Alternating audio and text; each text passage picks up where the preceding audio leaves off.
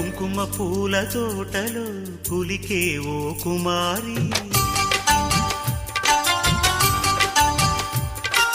మేలిమి బంగారు చీరలు మెరిసే ఓ వయ్యారి.